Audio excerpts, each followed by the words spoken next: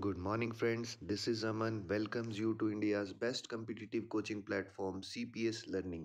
जी हाँ, यदि आप तैयारी कर रहे हैं किसी भी गवर्नमेंट एग्जाम जैसे UPSC, HAS, SSC and banking की, तो आज ही ज्वाइन करें सीपीएस क्लासेस को।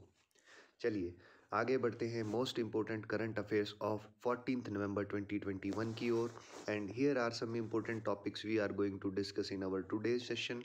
These are financial affairs, state in news, sports affairs, military appointment, and important days. So, question number first on your screen now: which Indian city has joined UNESCO's Creative Cities Network 2021? यानी किस शहर को जो है UNESCO की इस list में जारी किया गया है, जिसे क्रिएटिव सिटीज़ नेटवर्क 2021 के नाम से जाना जाता है।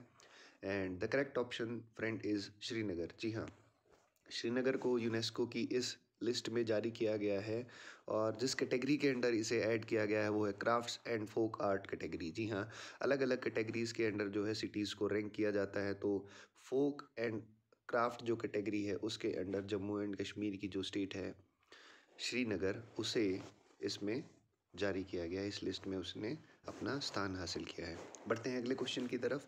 विच state government has launched the Shramik Mitra scheme to provide benefits to construction worker? यानी किस राज्य ने श्रमिक मित्रा स्कीम को जो है अभी लॉन्च किया है, इससे जो है बेनिफिट्स दिए जाएंगे कंस्ट्रक्शन वर्कर्स को। तो सही ऑप्शन है option number A, Delhi government. जी हाँ, अरविंद केजरीवाल जी के द्वारा जो है स्कीम को लॉन्च किया गया है। एंड अंडर दिस स्कीम जो है डोर टू डोर स्टेप जाकर जो है अवेयरनेस दी जाएगी, उनको बताया जाएगा कि जो स्कीम्स होती हैं बेसिकली कंस्ट्रक्शन वर्कर्स के लिए। हम आमतौर पर देख पाते हैं कि जो लोअर क्लास है उन लोगों को उन स्कीम्स के बारे में या उन बेनिफिट्स के बारे में नहीं मालूम होता है, तो उन्हें डोर टू डोर स्टेप जो है जाकर इस स्कीम्स के बारे में, इन बेनिफिट्स के बारे में बताया जाएगा। एंड देर आर टोटल 800 श्रमिक मित्राज, यानी टोटल जो है 800 श्रमिक मित्र, 800 जो लोगों की एक टीम बनाई गई है जो इन लोगों को, कंस्ट्रक्शन वर्कर्स को door to door step visit करके इस स्कीम्स के बारे में बताएगी। चलिए बढ़ते हैं हमारे अगले प्रश्न की तरफ। Who will become the first Indian celebrity to have his own digital avatar in game based metaverse? यानी कि पूछा गया है किस भारतीय सेलिब्रिटी ने पहली बार जो है अपना एक डिजिटल एवेटार लॉन्च किया है एक गेम बेस्ड जिसका नाम है metaverse. And the correct option my friend is option number D, Kamal Hasan. जी हाँ, कमल हसन जी का जो है एवेटार लॉन्च होने वाला है मेटावर्स में, और काफ़ी समय से जो है इसका इंतज़ार किया जा रहा था। Mega star Kamal Hasan has announced his plan to become the first Indian celebrity to have his own digital avatar in a game based metaverse. The actor announce he will enter into digital space with the NFT tokens. जी हाँ, जो crypto market है उसी में एक तरीके से NFT भी होती है, और इन्होंने बताया कि ये उसमें भी जो है अपना कुछ रोल प्ले करने वाले हैं, अपना कुछ पोर्टफोलियो शायद वहाँ पे इन्वेस्ट करने वाले हैं। चलिए बढ़ते हैं अगले प्रश्न की तरफ। Astronaut Wang Yaping become the first women from which country to work in space? देखिए क्वेश्चन को ध्यान से पढ़िए, उसमें पूछा गया है कि कौन वह महिला, सॉरी उनका नाम दिया गया है वांग येपिंग, किस देश की महिला है जो पहली महिला बनी है उस देश की जिन्होंने स्पेस में वॉक किया है। जी हाँ, क्योंकि इससे पहले 1987 में जो है फर्स्ट वुमेन थी जिन्होंने स्पेस में वॉक किया था, तो ये फर्स्ट वुमेन नहीं, चाइनीज़ फर्स्ट वुमेन पूछा गया है।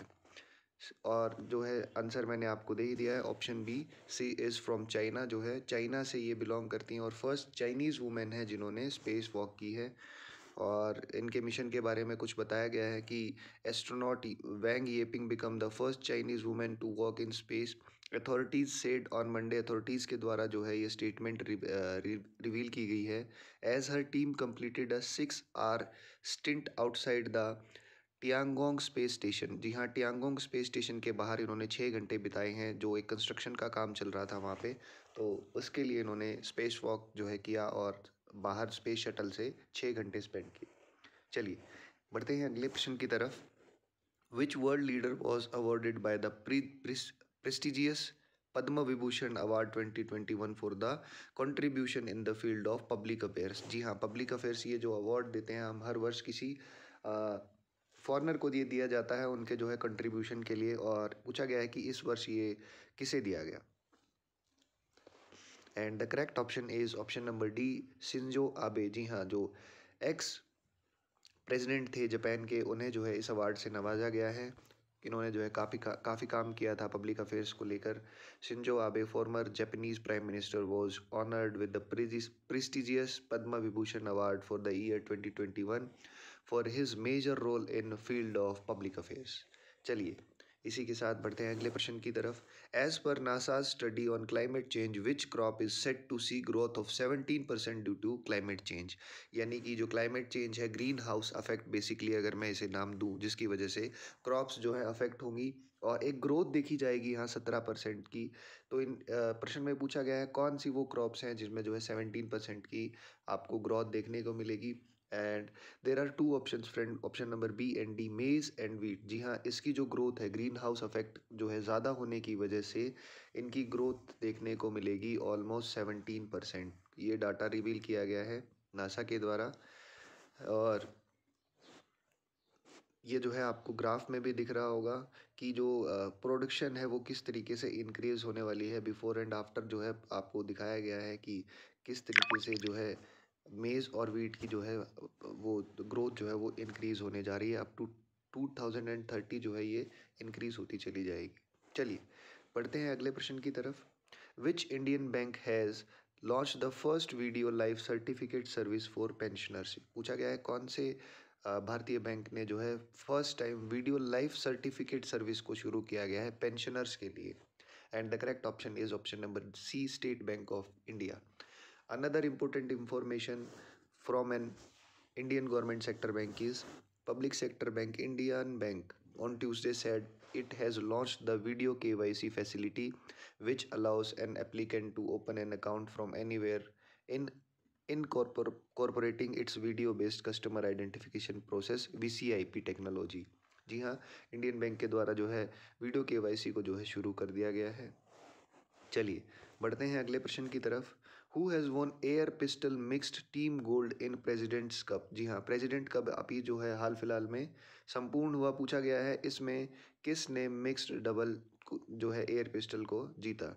भारतीय साइड से जो है मनु भाकर। जी हाँ, option number C, Manu Bhaker ने जो है मिक्स डबल्स में ईरानियन प्लेयर इनका नाम जो है जावेद फरोगी जी के साथ जो है एक मिक्स्ड मैच जो है प्ले किया और 10 मीटर पिस्टल में इन्होंने भारत का नाम रोशन किया। चलिए, इसी के साथ बढ़ते हैं next question which is on your screen now. On which of the given day we celebrate world kindness day. यानी कि वर्ल्ड काइंडनेस डे किस दिन मनाया जाता है। And the correct option friend is option number C, 13 November. जी हाँ, हर वर्ष हम जो है 13 नवंबर को वर्ल्ड काइंडनेस डे के रूप में मनाते हैं। And on world kindness day group of individual people are encouraged to go out and their way to kind to others. यानी कि इस दिन हम प्रेरित करते हैं कि लोग बाहर निकलें और दूसरों के प्रति दयालु बने और उनकी सहायता करें। Whether that be at home, work, school, at just public places. यानी कि चाहे वो किसी का घर हो, काम करने की जगह हो, स्कूल हो या पब्लिक प्लेसेस हो, हमें उदारता दिखानी है, लोगों के प्रति काइंडनेस दिखानी है।